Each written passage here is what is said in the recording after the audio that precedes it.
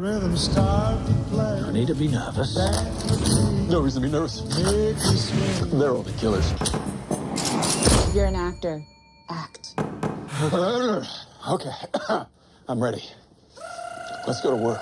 Action. James Bond offers international espionage with sophistication, just like a martini. Shaken, not stirred. Guy Ritchie, on the other hand, serves his take on espionage in Operation Fortune, Ruse de Guerre, like a very different cocktail, a sex on the beach.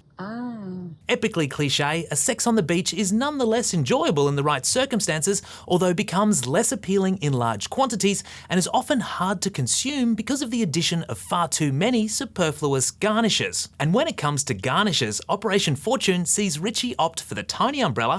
Who's the buyer? Greg Simmons. The orange slice. You can't catch this fish with conventional lures. A pineapple slice. The lure being Danny Francesco. The movie star. Greg Simmons' favourite movie star. And one of those little red cherries. Blackmail. Ruse de Guerre. Very good. Carry on. But once you pick all that junk out, what you're left with is another solid genre effort from a filmmaker who seems to be happy staying in his comfort zone. They're gonna kill you now. We'll shoot him first then. My eyes will see. Tidy. Mining a very similar vein of crime capering as his 2019 hit The Gentleman, Ritchie definitely doesn't dig any deeper in his latest movie, but rather sifts through the tailings in the hope of unearthing something valuable. What that is, undoubtedly, is another crackingly funny performance from Hugh Grant. Will someone pinch me, please? Is that Danny Francesco? What's next for you? I'm playing a mysterious self-made billionaire. You just described me. Who channels his character in The Gentleman to play a sleazy arms dealer. Said arms dealer comes into possession of an ultimate AI weapon, and the only people who can stop it from hitting the open market are a bunch of private contractors hired by the British government. You're possessing a unique set of skills. Led by a dapper gent named Nathan, played by Princess Bride star Cary Elwes, which is objectively fun, the real tip of the spear is the uber-cool Orson Fortune, which is a role Jason Statham was born to play. Yes. Over and over again. Yes.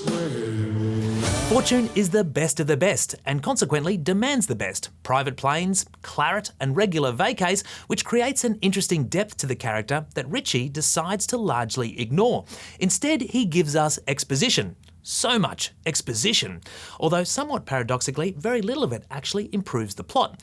Which is not to say the plot is bad per se, it's just not particularly impressive. So if you're the sort of person who tires of marvelling at Statham's incredibly concise brand of physicality that this critic will readily admit is pretty damn awesome, there's probably not much here to interest you. You made that quite evident. Well, other than the aforementioned Hugh Grant performance and a couple of fun lines from Aubrey Plaza as Fortune's tech whiz, who really should have been given more prominence. I hope you take them to dinner first, before you get inside of them. Sexually. Same goes for Josh Hartnett. Remember him? Who are you? I'm your new manager.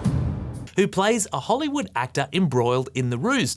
But his meta character is a good reminder that The Unbearable Weight of Massive Talent with Nicolas Cage is a similar and probably better movie. Ow! Okay! Here's an interesting fact. Operation Fortune was originally meant to be released early last year, but the studio thought the inclusion of Ukrainian bad guys was in poor taste after Putin's illegal invasion of that country. The Ukrainians.